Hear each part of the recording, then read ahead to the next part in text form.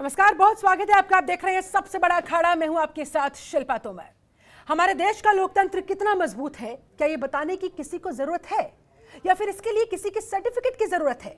जाहिर सी बात है, भारत के किसी भी नागरिक से अगर आप पूछेंगे, ये सवाल करेंगे, तो वो इसका जवाब ना में ही देगा। सवाल यह भी है कि क्या भारत में इस वक्त लोकतंत्र नहीं बचा है, तो उसका जवाब क्या होगा, यह बताने की भी आवश्यकता नहीं है। अगर सियासतदानों की राय को देखें और उसे अलग रखकर सोचे, तो जैसा कि इस वक्त राजनीति में कांग्रेस और बीजेपी के बीच तीखे आरोप प्रत्यारोप का जो दौर चल रहा है, राहुल गांधी ने भारतीय लोकतंत्र के ऊपर सवाल खड़ा कर दिया और उसके बाद अब इशारों इशारों में पीएम नरेंद्र मोदी की तुलना सद्दाम हुसैन से और गद्दाफी से करती है। यानी कि भारत को पूरी तरह से बर्बाद हो चुके इराक और लीबिया जैसे देशों की कतार में लाकर खड़ा कर दिया है। तो क्या राहुल गांधी के इस बयान को अपरिपक्व करार दिया जाए या फिर पूरी तरह से सियासत का एक हिस्सा समझा जाए? आज इसी मुद्दे पर करेंगे चर्चा। ऐसे में बहुत सारे सवाल खड़े हो रहे हैं। मसलन राहुल गांधी का ये बयान अपरिपक्व या फिर सियासत का हिस्सा? क्या भारतीय लोकतंत्र को किसी विदेशी सर्टिफिकेट की आवश्यकता है, जरूरत है? भारत की तुलना लीबिया और इराक जैसे देशों से करना कितना सही है, यह भी बहुत महत्वपूर्ण सवाल है। क्या इस तरह की सियासत से भारत का मान नहीं गिरता है? राहुल गांधी के बयान से कांग्रेस को कितना नुकसान होगा, ये वो तमाम अहम सवाल है जो बेहद महत्वपूर्ण है। राहुल गांधी ने ये जो बयान दिया, बीजेपी की तरफ से कहा जा रहा है कि राहुल गांधी तो कुछ कहने से पहले, कोई बयान देने से पहले सोचते ही नहीं है। प्रकाश जावड़ेकर की तरफ से साफ तौर पर यह कहा गया कि राहुल गांधी की टिप्पणी पर टिप्पणी करना भी इतना आवश्यक मैं नहीं समझता हूं, और वो कुछ भी कहने से पहले बिल्कुल विचार नहीं करते हैं। ऐसे में बहुत बड़ा सवाल कि राहुल गांधी ने जो बयान दिया है, कांग्रेस को आखिर इससे कितना नुकसान होगा, इसका भी हम जवाब ढूंढने की कोशिश करेंगे। इसके अलावा बीजेपी अब आक्रामक हो रही है, कह रही है राहुल गांधी ने तो अपने इस बयान से देश की जनता का अपमान कर दिया है। राहुल गांधी आखिरकार कब तक इस तरह के बेतुके बयान देते रहेंगे, यह भी अहम सवाल है। और आज इन्हीं तमाम सवालों के जवाब ढूंढने के लिए हमारे साथ एक पूरा खास पैनल इस समय जुड़ चुका है। पैनल का मैं तारुफ आपसे करवा देती हूं। हमारे साथ बीजेपी प्रवक्ता खेमचंद्र शर्मा जी जुड़ चुके हैं, बहुत बहुत स्वागत है सर आपका। हमारे साथ सुरेंद्र राजपूत कांग्रेस प्रवक्ता जुड़ चुके हैं, बहुत बहुत स्वागत है आपका भी। निशांत वर्मा राजनीतिक विश्लेषक हमारे साथ जुड़ चुके हैं, आपका भी बहुत स्वागत करती हूं। हमारे साथ सुब्रो कमल दत्ता राजनीतिक विश्लेषक जुड़ चुके हैं। डॉक्टर सुनील कौशिक वरिष्ठ पत्रकार भी हमारे साथ स्टूडियो में मौजूद है। आप सभी मेहमानों का बहुत बहुत स्वागत है। चर्चा की शुरुआत सुरेंद्र राजपूत जी आप ही के साथ। राहुल गांधी का ये बयान और अभी हाल ही में उनका एक ट्वीट जिसमें उन्होंने लोकतंत्र को लेकर सवाल उठाया था, किस तरफ इशारा करते हुए बीजेपी से साफ तौर पर जनता का अपमान बता रही है, आप किस तरह से इसे जस्टिफाई करेंगे? राहुल गांधी क्या कहना चाहते हैं? लीबिया के साथ, इराक के साथ हिंदुस्तान की तुलना कितना सही?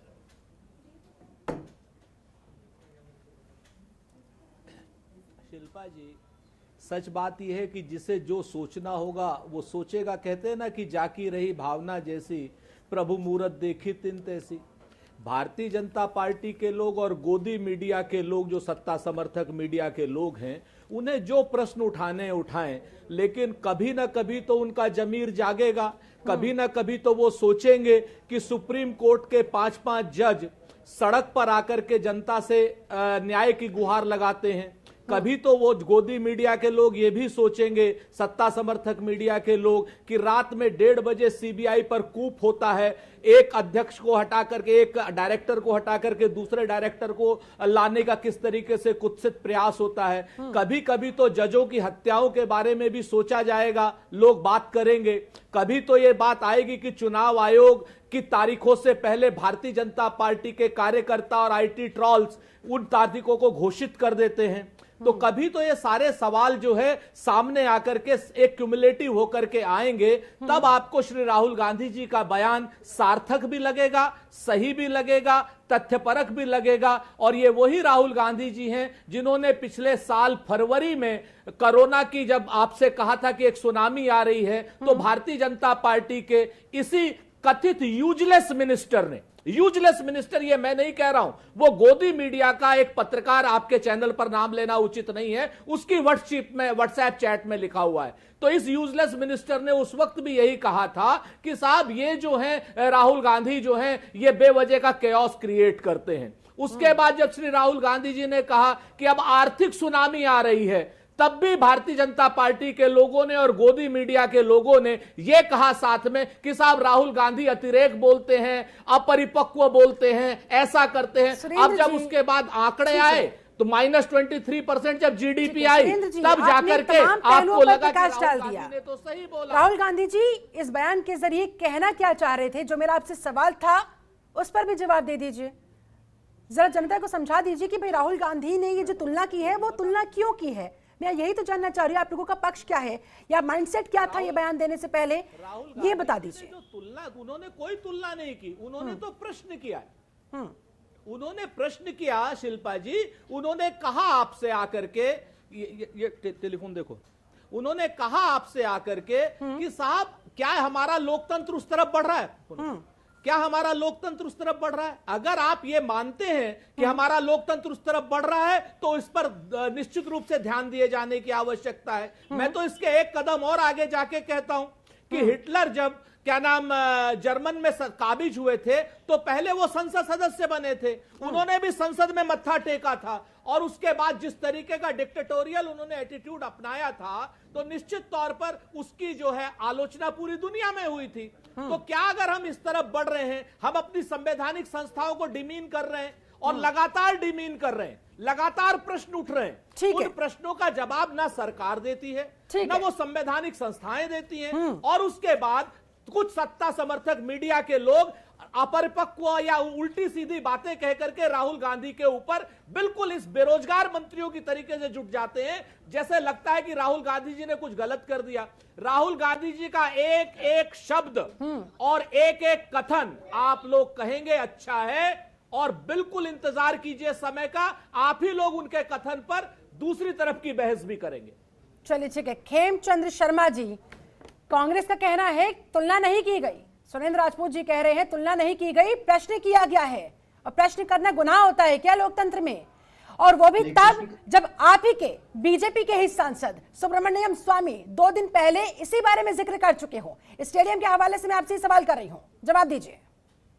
देखिए, प्रश्न करना बिल्कुल गुनाह नहीं है, लेकिन मेरे को लगता है कि पिछले समय में राहुल गांधी जी जो उनकी दादी ने किया था उसके लिए माफी मांग रहे थे, शायद वो वही रिपीट कर रहे हैं। शायद वो सद्दाम की और गद्दाफी की तुलना अपनी दादी के साथ कर रहे थे, क्योंकि उनकी दादी ने जो किया हम सबके सामने, उन्होंने इमरजेंसी लगाई, उन्होंने सारी संस्थाओं को डेमोलिश किया, उन्होंने सभी जितने भी लीडर्स थे उनको जेल में डाला, उस समय जितने भी सामाजिक कार्यकर्ता थे उनके साथ उन्होंने दुष्कर्म किया, उनको पकड़ पकड़ के मारा पीटा, और बहुत सारे सैकड़ों की संख्या में आज तक वो कार्यकर्ता नहीं मिले। मेरे को ऐसा लगता है कि राहुल गांधी अपनी दादी जी के बारे में बात कर रहे थे, क्योंकि जो वर्तमान सरकार है वो तो जनप्रिय सरकार है, वो तो जनता के लिए काम कर रही है, और आप देख रहे हैं लगातार जो माननीय पीएम का ग्राफ बढ़ रहा है, लगातार इस सरकार का जो काम है लोगों के बीच में सराहना ले रहा है, लोगों के बीच में उसकी बड़ाई हो रही है, प्रशंसा हो रही है, क्योंकि लगातार लोगों को फायदा हो रहा है। तो राहुल गांधी अपनी दादी की बात कर रहे थे, लेकिन दादी की जगह वो नाम वर्तमान सरकार का लेके सिर्फ इतना फर्क है, उनकी दादी के साथ ये सारी चीजें बिल्कुल फिट बैठती हैं, परफेक्ट बैठती हैं। रही दूसरी बात,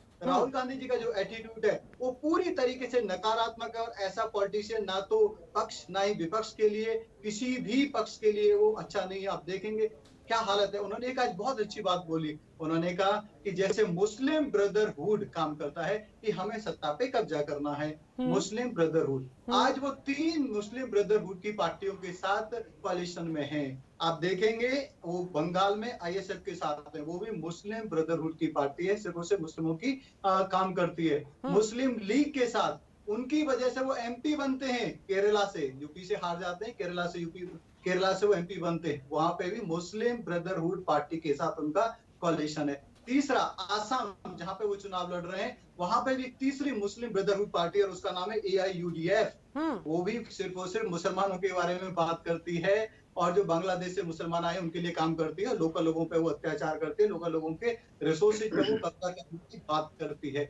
3 मुस्लिम ब्रदरहुड पार्टी के साथ आप काम करते हो, ठीक है। हाँ, मैं मानता हूं, आपको धन्यवाद देता हूं कि आपने करेज किया, कि उनकी आपने क्रिटिसाइज किया, उनकी आपने बुराई की, लेकिन हिम्मत दिखाओ, तीनों से बाहर आओ ना, और फिर आप उनकी तुलना आरएसएस से करते हो। आरएसएस सबका साथ सबका विकास सबका विश्वास में काम करती है। आरएसएस एक ऐसी संस्था है, विश्व की ऐसी संस्था है जो कोई धर्म नहीं देखती, कोई जाति नहीं देखती, ये आपकी अपनी नहीं देखती, सबके लिए काम करती है। ठीक है सुरेंद्र राजपूत जी, सुरेंद्र राजपूत जी, एक मिनट बोलूंगा। कांग्रेस इन तमाम आरोपों पर क्या जवाब होगा आपका? गलत भाषा का उपयोग कर रहे थे वो, ठीक है, भाषा का उपयोग कर रहे थे। ठीक है सर, ठीक है, आपने इतने सारे आरोप लगा दिए हैं, आपने इतिहास को यहाँ पर, हाँ ठीक है ठीक है ठीक है शर्मा जी, शर्मा जी ठीक है ठीक है ठीक है, सुरेंद्र जी को जवाब देने दीजिए। कुछ बोल सकता था, मैं भी राहुल की मम्मी के बारे में भी कुछ बोल सकता था, लेकिन मैंने नाम नहीं लिया।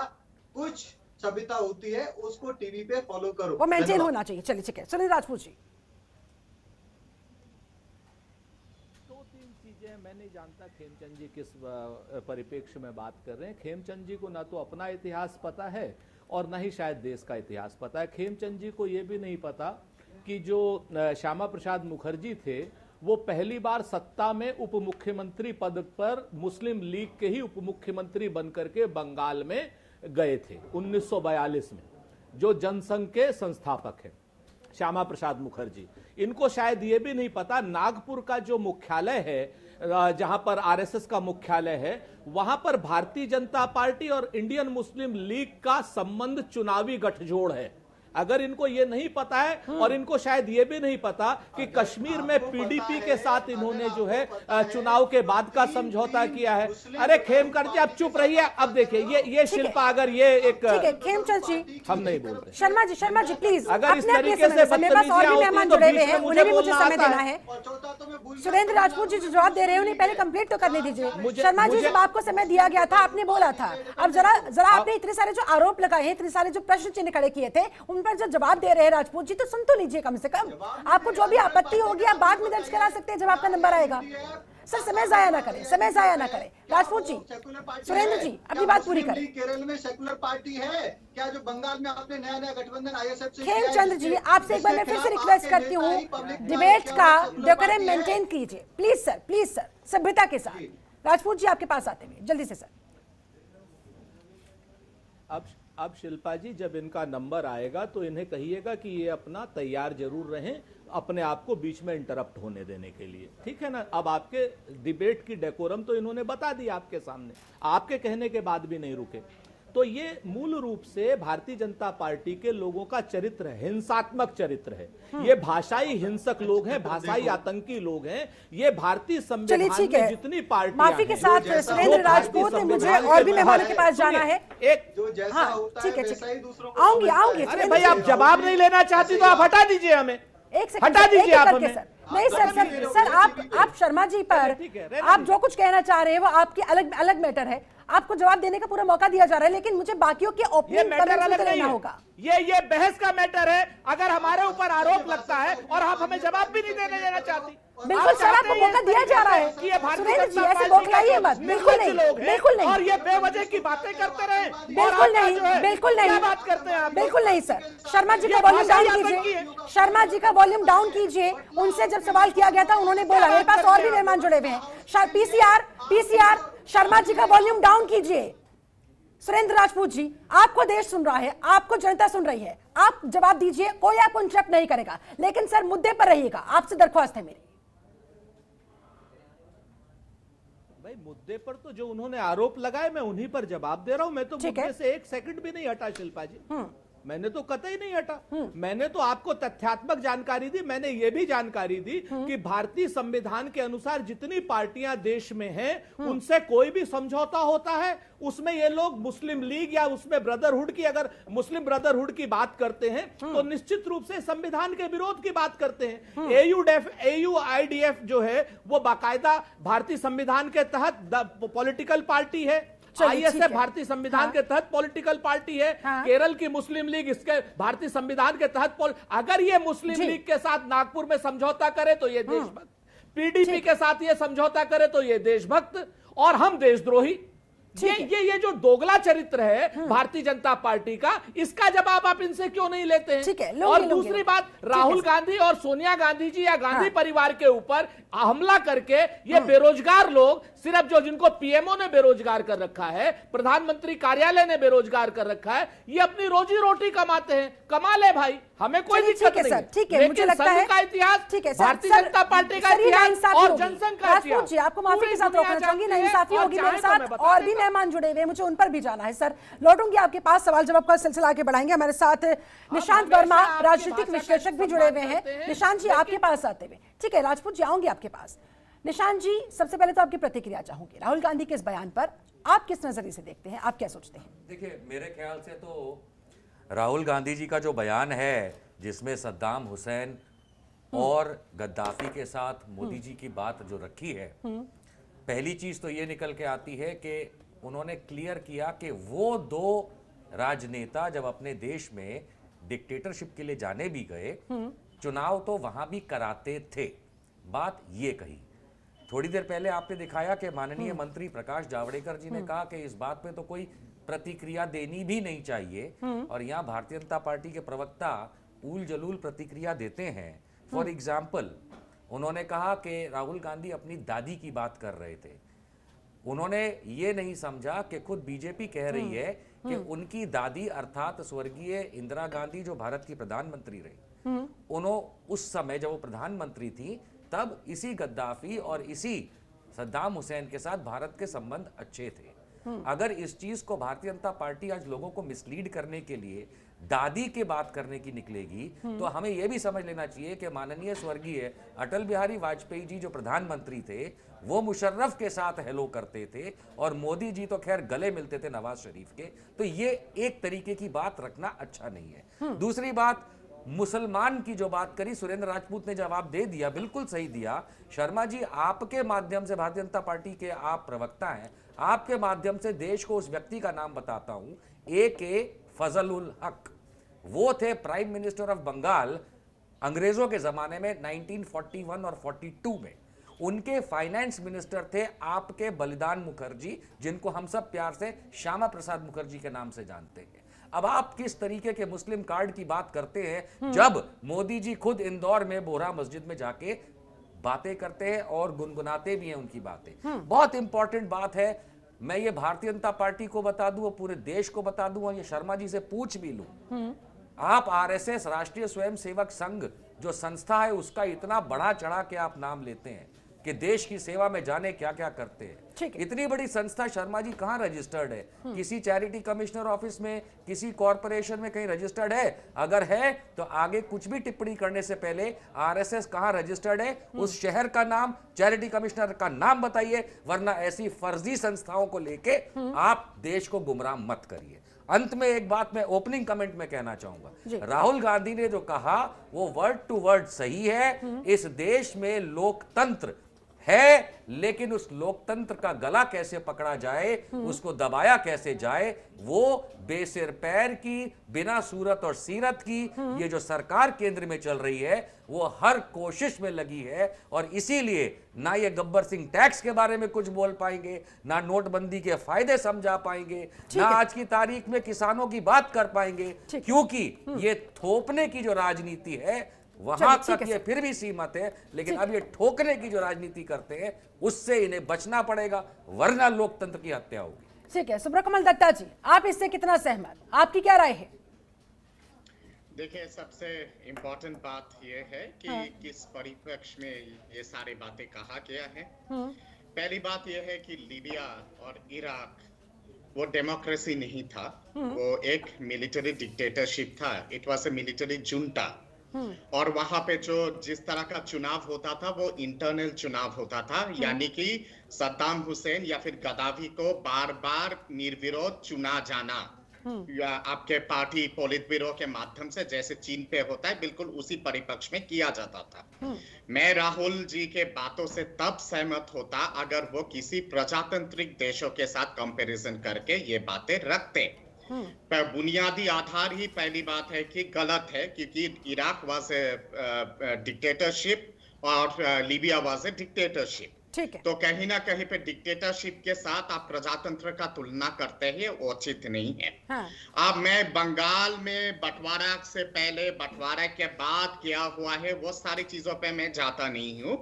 मैं सीधा आजादी के बाद क्योंकि बंगाल कहीं ना कहीं पे जिक्र में आ गया। हालांकि ये विषय नहीं था इस मुद्दे के साथ, पर क्योंकि जिक्र में आया है तो इसलिए स्पष्टीकरण देना बहुत आवश्यक है। आजादी के बाद 1947 से 51 से लेके आपके 1970 तक जब बंगाल में कांग्रेस की सरकार रही है वेस्ट बंगाल में, और उसके अंतिम जो मुख्यमंत्री थे वो सिद्धार्थ शंकर रे थे बंगाल में। सिद्धार्थ शंकर रे ने जब उनके नीतियों के विरोध जब लोग सड़क पे उतर गए थे और प्रदर्शन कर रहे थे, यही कलकत्ता शहर में, और मैं तथ्यों के आधार पे बोल रहा हूं और कोई मुझे चुनौती ना दे इस चीज पे, क्योंकि मैं साबित करवा दूंगा ये सारी बातें। Presidency college, Saint Xavier's college के सामने बाकायदा उन्होंने तोप चला दिया था युवा पीढ़ी के लोगों के ऊपर। और जानते हैं कितने लोग मारे गए थे? लगभग 3,500 लोगों का कत्लेआम हुआ था, और उसके बाद वाम फ्रंट की सरकार आई थी। तो कौन सा लोकतंत्र का गुहार आप दे रहे हैं और कौन सी लोकतंत्र का दोहाई आप दे रहे हैं? आप भूल गए इमरजेंसी जब श्रीमती इंदिरा गांधी। निशांत जी कुछ कहना चाह रहे हैं जल्दी से सर, उसके बाद डॉक्टर सुनील कौशिक का नंबर। इंटरप्ट नहीं किया, वो कृपया करके भी इंटरप्ट। अच्छा ठीक है सर, जल्दी से अपनी बात कंप्लीट कीजिए सर, मुझे ब्रेक पर भी जाना होगा। जब श्रीमती इंदिरा जी जब यहाँ पे हमारे देश के जब प्रधानमंत्री थे, इमरजेंसी किसने लगवाया था इस देश में? इस चीज का तो खुलासा राहुल जी कर दे पहले कि आखिर किस वजह से लगाया गया था, कितने लोगों को जेल के अंदर भेजा गया था इमरजेंसी के दौरान, कितने लोग लापता हो गए थे, कितने लोग गुमनाम हो गए थे, उसका खुलासा भी श्रीमान राहुल जी करे। और फिर कहे कि उनके दौरान और उनके टेन्योर में, चाहे वो उनके दादी की टेन्योर हो या फिर उनके परदादा के टेन्योर हो, उसके उस समय के प्रजातंत्र का इतिहास आपकी प्रतिक्रिया आ गई है। ठीक है दत्ता जी, निशांत वर्मा कुछ कहना चाह रहे हैं, उन्हें आपत्ति है किसी बात पर? बोलिए। आपत्ति नहीं है, मैं बहुत छोटी सी बात, मेरे मित्र हैं एस के दत्ता साहब को मैं बता दूं। जब आप कहते हैं कि सिद्धार्थ शंकर रे ने तोप चला दी थी, सर तोप आर्मी चलाती है, इसका मतलब आर्मी उस मूवमेंट पे एग्रीड टू थी, ऐसा नहीं था कि तोप जो है वो कोई पॉलिटिशियन चलाता है। और दूसरी बात, जब कभी भी आप इमरजेंसी की बात करते हैं तो याद रखिए कि उसी इमरजेंसी के दौरान 18 महीने अडवाणी जी जेल में रहे बेंगलोर की, लेकिन ग्वालियर से 1 महीने में अटल बिहारी वाजपेयी माफीनामा मांग के छूट गए थे। तो ये डिस्पैरिटी है, इसको रोज रोज आप घिसना चाहेंगे, उससे कोई फायदा नहीं होगा। ठीक है, हाँ जवाब दीजिए जल्दी से सर। इस बात का जवाब बोलिए दत्ता साहब, बोलिए। सिद्धार्थ शंकर रे ने जब आदेश दिया था तोप चलाने का, उन्होंने आर्मी को मजबूर किया था फोर्ट विलियम से। फोर्ट विलियम से मिनिस्टर आर्मी को मजबूर कर रहा है, आप आर्मी को गाली दे रहे हैं, बताइए शर्म आनी चाहिए दत्ता साहब। How can you demean army कि एक चीफ मिनिस्टर आर्मी को मजबूर करता है? कहां है दिमाग आपका? अरे केंद्र सरकार के तहत होती है आर्मी, खुद इंडिपेंडेंट होती है, इंडिपेंडेंट आर्मी। अच्छा ठीक है सर, ठीक है, मुद्दे में आगे बढ़ते हैं, चर्चा में आगे बढ़ते हैं। सुनील कौशिक हमारे साथ जुड़े हुए हैं। डॉक्टर सुनील कौशिक, राहुल गांधी का ये बयान किस तरफ इशारा करता हुआ आपको क्या समझ में आता है? राहुल गांधी क्या कहना चाह रहे हैं? सिद्धार्थ शंकर रे के सरकार को ठीक है सर बाकी ठीक है सर, और भी मेहमान जुड़े हुए हैं, उन्हें भी मौका मिलना चाहिए सर, समय की कमी होती है, इसलिए मैं बार बार आप सभी से दरख्वास्त करती हूँ कि संक्षिप्त शब्दों में अपनी बात कहने की कोशिश किया कीजिए। ठीक है डॉक्टर सुनील कौशिक, जल्दी से। देखो शिल्पा, राहुल गांधी जी के इस बयान से मैं व्यक्तिगत तौर से बिल्कुल सहमत नहीं हूँ। और इसलिए सहमत नहीं हूँ मैं कि इस देश की जितनी भी लोकतांत्रिक व्यवस्थाएं हैं, संवैधानिक संस्थाएं हैं, जहां से वो संचालित होनी है, उन पर तो भरोसा करना पड़ेगा। और उस भरोसे को कायम करने के लिए एक दूसरे की संस्था एक दूसरे को ऊपर हैं। ऐसा नहीं है जैसे जैसे सुरेंद्र राजपूत जी कह रहे हैं कि मोदी मीडिया, गोदी मीडिया, तो मुझे दूसरा नाम भी बता दीजिए कौन सी मीडिया है इसके अलावा? विपक्ष की मीडिया है या देश विरोधी मीडिया है या देश के पक्ष में मीडिया है? क्या मीडिया है? या सरकार के बारे में सही बातें कुछ कही गई हैं, कह दी गई, तो वो गोदी और मोदी मीडिया नहीं हो सकती है। और मीडिया का सम्मान करना सीखिए। 2-4-5% ऐसे लोग हो सकते हैं जिनके ऊपर आप नहीं कह सकते कि गोदी और मोदी मीडिया, यदि आपकी भी सरकार रही है, आपकी सरकार के जितने अच्छे काम हुए हैं वो भी उस समय चाहे इंदिरा गांधी जी रही हो चाहे राजीव गांधी जी रही हो, उसके बखान भी इस मीडिया ने किए हैं। तो उस समय ऐसे आरोप नहीं लगे थे कि इंदिरा गांधी की मीडिया, राजीव गांधी की मीडिया, या कुछ ऐसी बातें हैं। ठीक है, कुछ लोग हो सकते हैं ऐसे जहां वो हमने आपकी भी सरकार में देखे हैं जो गिने चुने किस तरीके से मीडिया सलाहकार बनाए गए, बाद में किस तरीके से वो अखबारों में संपादक थे और उस तरीके से कैसे उनको प्रमोशन दिए गए। हो सकता है ये कि 2-4-5 ऐसे लोग हों जो इस तरीके की बातें करते हों। दूसरा निशान से कर रहे थे साहब कि जीएसटी और नोटबंदी की बात की। उसके बाद हमारे यहाँ देश में इलेक्शन हो चुका है 2019 का, और 2019 के इलेक्शन में ये सारी बातें विपक्ष ने कही हैं। जनता ने जब उनको नहीं माना तो जनता का सम्मान करना चाहिए सारे राजनीतिक दलों को। दूसरी बात, जितना भी राहुल गांधी ने कही है, मैं बिल्कुल यही कहूंगा कि आप जाके चुनावों के मंच पर रखिए, यहाँ की जनता को सहमत कीजिए अपने साथ, और यहाँ देश की जनता यदि आपको वोट करेगी तो निश्चित तौर से वही बातें आएंगी कि आपके साथ जनता है। चलिए ठीक है, निशान जी कुछ कहना चाहिए जल्दी से, मात्र 10 सेकंड सर आपके पास, मुझे ब्रेक पर जाना होगा, जल्दी से सर। निशान जी जल्दी से। बहुत बढ़िया बात आपने कही कि 2019 का चुनाव हो गया तो जीएसटी और डिमोनेटाइजेशन को क्या लोगों ने भुला दिया?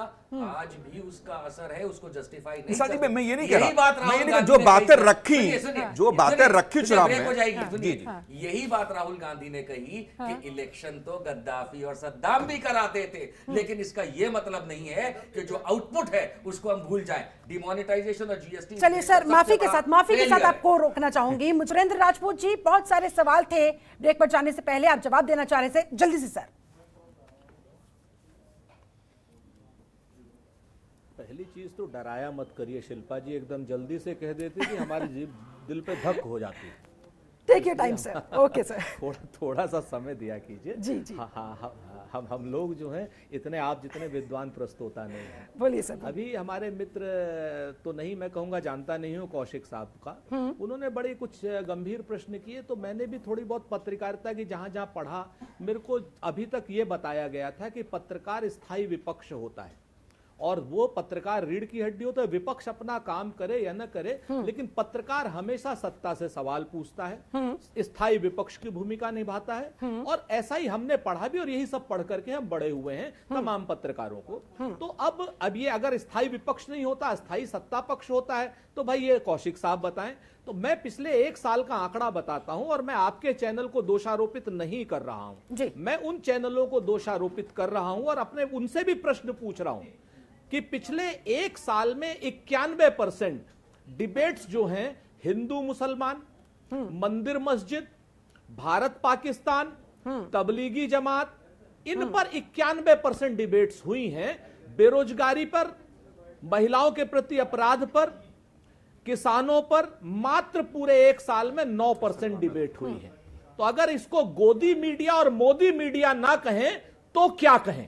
आप जरा मुझे बता दीजिए। अगर आप इसको गोदी मीडिया नहीं कहेंगे, मोदी मीडिया नहीं कहेंगे तो क्या कहेंगे? जवाब ले लीजिए ना, इतना समय नहीं है ना। कौशिक जी, बुरा मत मानिए। नहीं, मैं बुरा नहीं मानना, मैं इतना जवाब समय नहीं है, आधा घंटे से। अरे समय क्यों नहीं है? 1 घंटे की डिबेट है, आधा घंटा निकल गया, 4 लोग बैठे हुए हैं ना। नहीं कहा आपको, आप परेशान मत कीजिए, मुझे मत कहिए। अरे भाई, मैं तो आपको जवाब, बड़े बात का जवाब दे रहा हूं ना मैं आपको, जो आपने मोदी मीडिया का जवाब दे रहा हूं मैं।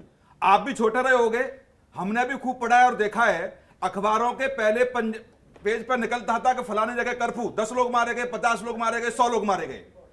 जिस डिबेट की आप बात कर रहे हैं, इस डिबेट के माध्यम से इस देश की जनता को जागरूक करने का प्रयास किया है। और आप बता दीजिए कहां कर्फ्यू लग रहे हैं इस समय? जो लोग राजनीति हिंदू मुस्लिम पे करते आए, जो राजनीतिक दल करते आ रहे थे, उनको जनता से जागरूक, जनता को जागरूक करने के लिए ये सारी चीजें रखी गई हैं। और मीडिया क्या डिबेट करेगी? ये कांग्रेस बताएगी क्या? ये राजनीतिक दल बताएंगे क्या? ये राजनीतिक दल बताएंगे क्या? मीडिया क्या डिबेट करेगी, क्या डिबेट नहीं करेगी? हम आरोप लगाएंगे। हम आरोप नहीं लगाइए, आप आरोप तभी तो आप विपक्ष में हैं। मैं कोई आरोप से हटकर आरोप को स्वीकार कर रहा हूँ, मैं आरोप को स्वीकार कर रहा हूँ, और आप अपनी भूमिका विपक्ष की मत निभाना, आप आंदोलन मत करना, आप सड़कों पर मत उतरना, आप ऐसी बातें करना जो लोगों को हंसी आए, और कहना सारा काम मीडिया करेगी। सत्ता का स्वाद चखना आप लोग, और आप पे काम करेगी मीडिया। शर्मा जी, आपका काम करेगी मीडिया। हेमचंद शर्मा जी जवाब देना भूमिका आप लोग नहीं निभाओगे। आपके नेताओं की बातों पर जनता हंसेगी। ठीक है आपके नेता ऐसी बातें कहेंगे बाकियों को भी मौका है। जो बच्चे सर, समय जाया नहीं होने देंगे। कहेंगे आपके विपक्ष की भूमिका कौशिक जी, मीडिया चलिए निभाए। ठीक है चलिए, आगे बढ़ते हैं सर आरोप प्रत्यारोप से ऊपर उठकर आगे बढ़ते हैं, मुद्दे पर बात करते हैं। आप शर्मा बताओ जी, शिल्पा, इनकी हेमचंद नेता- शर्मा जी इनकी जवाब नेता देना चाह रहे हैं। प्रियंका दत्ता जी ने भी हाथ खड़ा इनकी किया है, सर नेता मुझे उनके प्रियंका पास भी गांधी जाना होगा। सोनभद्र सर गई मेरी थी। मजबूरी किस है चैनल सर, पे लाइव नहीं सारे था? मेहमानों की राहुल बातचीत गांधी करके जाना आज होगा। कहता है किस चैनल पे लाइव नहीं था? आप करोगे कुछ नहीं और सारे कौशिक वाले जी, आपको कौशिक दिखाते जी, रहे। आपसे दरख्वास्त है मेरी, कौशिक साहब दरख्वास्त है मेरी। राजपूत जी मुद्दे पर आते हैं सर, मुद्दे पर आते हैं सर। आप यहाँ पर कांग्रेस का पक्ष रखने के लिए बैठे हुए हैं सर समय जाया नहीं करते हैं, जल्दी से। ठीक है पहले शर्मा जी, उसके बाद दत्ता साहब के पास जाना होगा। निशांत जी कुछ कहना चाह रहे हैं। शर्मा जी। देखिए कांग्रेस का हाल है नाच ना जाना आंगन टेढ़ा, इनके लिए आंगन टेढ़ा है, नाचना आता नहीं। वैसे ही ये खुद कुछ कर नहीं रहे, खुद डिस्ट्रक्टिव राजनीति में इन्वॉल्व है, खुद सिर्फ और सिर्फ मुसलमान करते हैं, सब समाज के लिए बात नहीं करते, सब समाज के लिए बात नहीं करते, हमें नाचना भी नहीं, नसीहत देते हैं, मीडिया को ये बदनाम करने की हमें कोशिश नाचना कर रहे हैं। नहीं, मुझे नाच आप टुकड़े टुकड़े देखिए कहीं और कौन नाच है, आप तो दिखाइए। हमेशा आपके साथ खड़ा नाच रहता था। मोदी जी को और नचवाइए, सोनिया गांधी अमित जी शाह साहब को जो नचवाइए। बदला हाउस के आपका एनकाउंटर काम पे जो देश रोती थी, चलाना आंसू है, बहाती थी, उसको गलत कहती थी आपका और हमारे काम दिल्ली देश पुलिस को चलाना है। देखते सर थे। आरोप प्रत्यारोप से ऊपर अगर उठकर के आप मुद्दे पर बात हो नाचना सकती है। चाहते हैं, तो ये राहुल नाचना गांधी के इस आपको बयान पर मुबारक। बात हो सकती है। चार मुस्लिम जो ब्रदरहुड वाली मैंने पार्टी, आपसे उनके कहा साथ आपका कि अगर कोalition आपको है, नाचना उनके है साथ तो आप मोदी मिलके जी को काम कर नचवाइए, रहे हो और आप अमित अपने शाह आप साहब को सेकुलर नचवाइए। बनते हो। सर, भाषा आप का मर्यादा का देश ध्यान चलाइए, सिर्फ नाच देखिए। शर्मा जी, राजपूत जी, आप दोनों से मेरी रिक्वेस्ट अरे भाई है। भाषा तो ये कह रहे हैं नाच शर्मा जाने आंगन जी, ये कहावत थी, ये लेकिन आप शिल्पा इससे जी। किसी नाम आप किसी के नाम अरे से कहावत थी तो हमें नाचना ही नहीं। और तमिलनाडु में जो मुस्लिम लीग के साथ रहता है, असम में यूडीएफ चलिए, के ठीक है साथ सर। रहता है, हमने तो आप आपको किसी जवाब दूसरे दे दिया सेक्युलर शर्मा के जी, लिए लायक आप नहीं है। पढ़ करके नहीं आते ठीक है। हैं, आप संघ के लोग, भाजपा के लोग पढ़ते नहीं, आप ना तो ठीक है। निशांत जी आपके पास आते हुए, राहुल गांधी जब भी कोई बयान देते हैं आखिरकार इतना बवाल मच क्यों जाता है, का जवाब नहीं देते। घिर क्यों जाते हैं? विश्वास की बात कर, आज देश डेवलपमेंट ठीक है। की ओर बढ़ रहा है। आज शर्मा जी सुन लेते हैं सर देखिए सर, ये कोई राजनीतिक मंच नहीं है, मैं सबको इतना समय नहीं दे पाऊंगी, मेरे पास और भी मेहमान जुड़े हुए हैं। निशांत वर्मा जी कुछ कहना चाहते हैं। डिस्टर्ब कर रही है, मेरा मौका है। देखिए इनको टीवी डिबेट में भी वही हाल है, नाचना जानन आधा टेढ़ा, ये टीवी डिबेट में भी फैक्ट रख नहीं सकते, इसलिए ये डिस्टर्ब कर ठीक है, रहे हैं। शर्मा जी आपकी बात हो गई है, वर्मा जी की बात भी सुन लेते हैं सर ये लोकतंत्र है, सबको अधिकार होता है। निशांत जी देखिए, भारतीय जनता पार्टी का इस समय ये हाल है कि वो अपनी गवर्नेंस की खामियां छुपाने के लिए एक राजनीतिक पार्टी के अध्यक्ष रहे राहुल गांधी को इतनी इंपॉर्टेंस इसलिए दे रहे हैं क्योंकि इनके पास और कुछ भी डिस्कस करने को नहीं है। मैं तीन बातें साफ कर देता हूँ, मैं तीन बातें बिल्कुल साफ कर देता हूँ कि जिस तरीके से शर्मा जी बार बार मुसलमानों की बात करते हैं अपने इस डिबेट में, राहुल गांधी की चर्चा करते हैं। शर्मा जी, अभी एक कौशिक जी ने बात उठाई थी कि कर्फ्यू क्यों नहीं लगते, जब दंगाई सरकार में हो जाते हैं तो वो मुजफ्फरनगर के सारे केस वापस ले लेते हैं। तो भैया कर्फ्यू किस बात का लगेगा? दंगे कराए थे इसीलिए कि हम सरकार में आए, अब आप सरकार में आ गए तो दंगे रुक गए। दूसरी बात, संस्थाओं की बात हुई 2013 में जब माननीय उच्चतम न्यायालय ने सीबीआई को पिंजरे का तोता कहा था, तब यही भारतीय जनता पार्टी उछल उछल के उस बात को एक्सेप्ट करती थी और आज सीबीआई इनका भगवान है। तो इसका मतलब यह है कि ये संस्थाओं का दुरुपयोग पुराने भी करते होंगे और ये भी करते हैं। बात निकल करके आती है बहुत सीधी सी कि आज आप राहुल गांधी के स्टेटमेंट को क्यों तवज्जो दे रहे, क्यों पूरा प्रोग्राम बना रहे? वो इसलिए क्योंकि राहुल गांधी के पिछले इतने वर्षों में एक दिए कमेंट, चाहे वो कोरोना के बारे में हो और वो हमारे मंत्री साहब मजाक उड़ाते आज कोरोना कर रहे हैं, चाहे वो जीएसटी के बारे में हो, चाहे वो नोटबंदी के बारे में हो, चाहे वो देश की अर्थव्यवस्था के बारे में हो, भारतीय जनता पार्टी एक बात बता दे, आप जिस बात का माखौल उड़ाते हैं उसमें आपका माखौल क्यों उड़ जाता है? क्यों उड़ जाता है आपका माखौल? आप राहुल गांधी का माखौल उड़ाते हैं और अंत में आप ही का माखौल उड़ जाता है, क्योंकि आज कोरोना कितना भारी है। सावधान रहिए, कौन कर रहा है? पहले बड़ा मजाक उड़ा रहे थे। दत्ता साहब, राहुल गांधी ने आज तक जो कमेंट किया, जो कहा जा रहा है वो सही कहा, लेकिन बीजेपी है कि बवाल मचा देती है, जानबूझकर हंगामा कर देती है। एक बात समझ नहीं पाता हूं कि पढ़ के आते हैं या फिर सुन के आते हैं। इनको फिशरी मिनिस्ट्री के बारे में पता नहीं है। उसके साथ साथ ये भी पता नहीं है कि कौन सा देश डेमोक्रेटिक है, कौन सा देश पे मिलिट्री शासन है। ये सारी चीजें, ये तो मतलब कि ऐतिहासिक सच्चाई है। सुरेंद्र जी, एक बार दत्ता जी अपनी बात पूरी करें। इराक एक मिलिट्री जुंटा रहा है, डेमोक्रेसी नहीं रहा है। लीबिया एक मिलिट्री जुंटा रहा है, डेमोक्रेसी नहीं रहा है। तो मिलिट्री जुंटा और डेमोक्रेसी के बीच में जो फर्क है, ये फर्क भी पता नहीं है क्या इन्हें? ये मुझे समझ में नहीं आता है। इसके साथ साथ मैं सुरेंद्र भाई को सुन रहा था कि पाकिस्तान पाकिस्तान पाकिस्तान। अरे बालाकोट पे लगातार प्रश्न चिन्ह लगाए, पुलवामा पे लगातार प्रश्न चिन्ह लगाए, और उसके बाद सबूत दो करके मीडिया में वातावरण को प्रदूषित करने की कोशिश की, और उस पे अगर तथ्यों के आधार पे अगर जवाब दिया गया और बाद में इमरान खान के तरफ से ही अगर माफीनामा दी जाती है कि हाँ बालाकोट हुआ था और बालाकोट में घुस के मारा गया था, तो इन सब चीजों पे डिबेट नहीं होनी चाहिए क्या? बेशक होनी चाहिए। कम्युनल राइट्स के बारे में निशांत भाई ने उठा दिया। निशांत जी, आप तो एक वरिष्ठ वकील है और मैं समझता हूं कि आप शायद तथ्यों के आधार पे बात करते होंगे। होम मिनिस्ट्री के रिकॉर्ड्स कहता है कि 1951 से लेके कांग्रेस की जब लगातार सरकारें रही है, सबसे ज्यादा कम्युनल राइट्स भारत के प्रांत में सबसे ज्यादा कांग्रेस के रेजिम के दौरान हुआ है। और ये मैं नहीं कह रहा हूं, ये 2013 की होम मिनिस्ट्री के यूपीए सरकार की आंकड़ा कहती है। इसको भी आप झुठला दीजिएगा आप। इसके साथ साथ आपने पहले एक प्रश्न उठाया था कि मिलिट्री या फिर आर्मी को सीएम बुला नहीं सकते हैं। केंद्र में उस समय कांग्रेस की सरकार थी और डिस्टर्ब्ड एरिया एक्ट लागू किया था।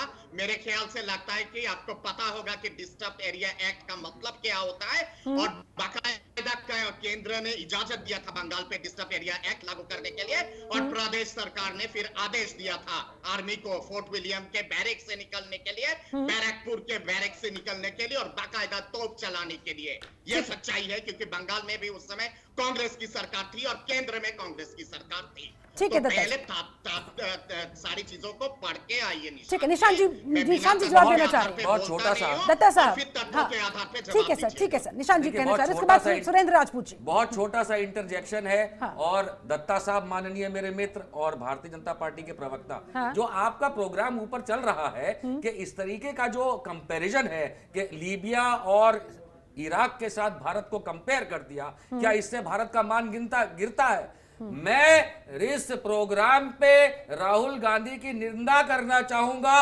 अगर आप सब मिलकर के 2016 में जो केरला को सोमालिया बताया प्रधानमंत्री मोदी ने, उनका अगर इस समय शब्दावली का खंडन और ये कहें कि उनकी वजह से देश का मान गिरा, अगर हम सब एक सुर में मोदी के लिए कहें कि उन्होंने देश का मान गिराया, मैं सबसे पहला आदमी बनूंगा जो राहुल गांधी की निंदा करेगा। जवाब दीजिए शर्मा जी जवाब दीजिए। इसमें इमरजेंसी लगाई जाती है। अरे टॉपिक पे रहो, औरंगजेब तक पहुंच जाओगे।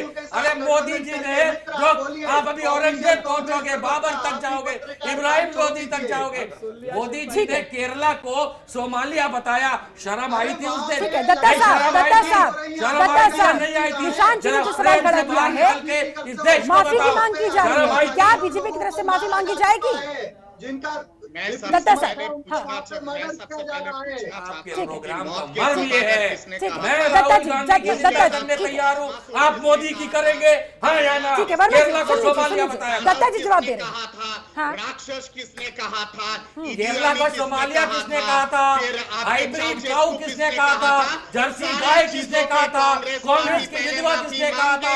50 करोड़ की गर्लफ्रेंड किसने कहा था? नवाज शरीफ ने या आपके प्रिय नारायण? एनसाइक्लोपीडिया बन जाएगा कांग्रेस पार्टी के।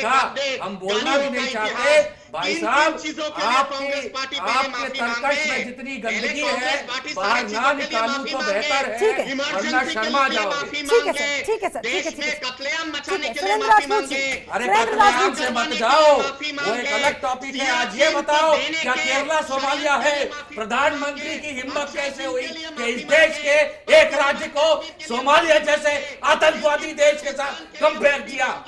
निंदा करिए मिस्टर मोदी की, है हिम्मत? अरे शर्मा जी टीवी क्या देख रहे हैं? निंदा करिए मोदी की। शर्मा जी केरल को सोमालिया कहने पर क्या माफी मांगी जाएगी? कह रहे हैं कि अगर आप लोग माफी मांगेंगे तो राहुल गांधी भी मांग लेंगे। बोलिए, मोदी जी ने गलत बोला था, देश से माफी मांगिए। वहां आपकी ऐसे खुद करो तो रासलीला, कोई और करे तो कैरेक्टर ढीला। ये है बेगैरत जनता पार्टी।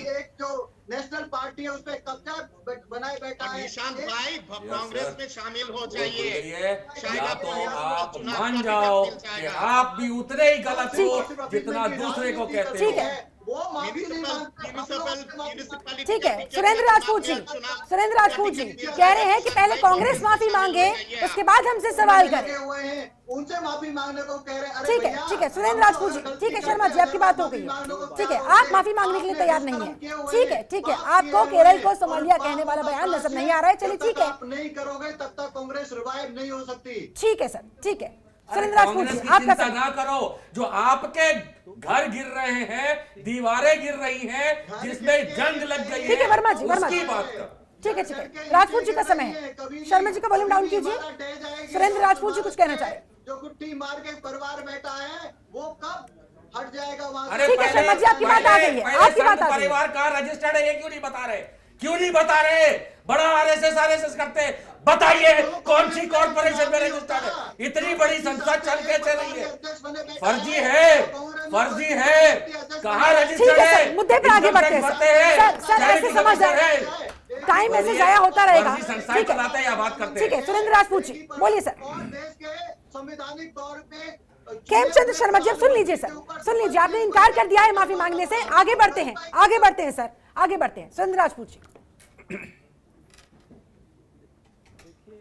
दो बातें बड़ी साफ है। हाँ। मुझे क्या नाम है, एक राजनीतिक हमारे एक तो भाई निशांत वर्मा जी हैं, दूसरे जो राजनीतिक विश्लेषक हैं उनकी हमें दत्ता साहब। प्रतिबद्धता पर हाँ। कोई शक नहीं है। वो संघ हाँ। प्रतिबद्ध हैं। वो कभी हाँ दत्ता साहब कभी वो क्या नाम संघ समर्थक हो जाते हैं, कभी अंतर्राष्ट्रीय विशेषज्ञ हो जाते हैं, कभी वो राजनीतिक समीक्षक हो जाते हैं। वो मूल रूप से सत्ता के समर्थक हैं, वो रहे, अच्छी बात है। हम उनके उस विश्वास का भी सम्मान करते हैं और अच्छी बात, लेकिन उसके लिए उन्हें झूठे तथ्य नहीं रखने चाहिए। कम से कम भारतीय जनता पार्टी के प्रवक्ता पढ़ लिख कर नहीं आते हैं, तो ये तो पढ़ लिख करके आए। हम तो एक बड़ा पुराना सा शेर कहते हैं कि जलते घर को देखने वालों, फूस का छप्पर आपका है, आपके पीछे तेज हवा है और मुकद्दर आपका है। उसके कत्ल पे मैं भी चुप था, अब मेरा नंबर आया और मेरे कत्ल पे तुम भी चुप हो, अगला नंबर आपका। ये बदतमीज आदमी नहीं मानेगा।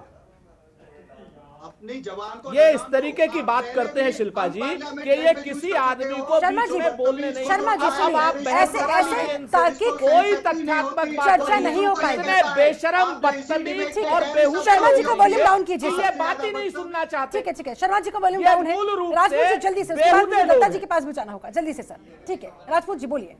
हो सकता जी, आप आइए, सेलेक्टिव ईमानदारी नहीं चलती है। हाँ। अगर आप कॉम्प्रिहेंसिव बात करते हैं तो संपूर्ण रूप से बात कीजिए। ठीक है। हमने इमरजेंसी पर माफी मांगी, हाँ। एक बार नहीं कई बार मांगी। बिल्कुल ठीक। इंदिरा जी ने भी माफी मांगी, सोनिया जी ने भी माफी मांगी, राहुल गांधी जी ने भी माफी मांगी। हाँ। अब निशांत वर्मा जी आइए ने दत्ता जी, आ रही हूं आपके पास, उठाया आइए। कि केरला को सोमालिया कहने पर हाँ। किसी ने माफी मांगी क्या? हाँ। नंबर 1। ठीक है। नंबर 2, जब है। ये मुस्लिम लीग कर, अब फिर ये बेहूदगी कर रहे हैं। अब ये शिल्पा जी पीसीआर में दोबारा आपसे रिक्वेस्ट कर रही हूँ, शर्मा जी और का अगर वॉल्यूम डाउन कराया कीजिए कीजिए जब मैं तो उनसे मुझे मत बुलाया पूछूंगी। कीजिए। नहीं सर ठीक है, बोलिए सर, बोलिए, क्योंकि ऐसे ऐसे तार्किक चर्चा नहीं हो पाएगी सर, किसी की बात भी समझ में नहीं आ पाएगी। सुरेंद्र जी बोलिए।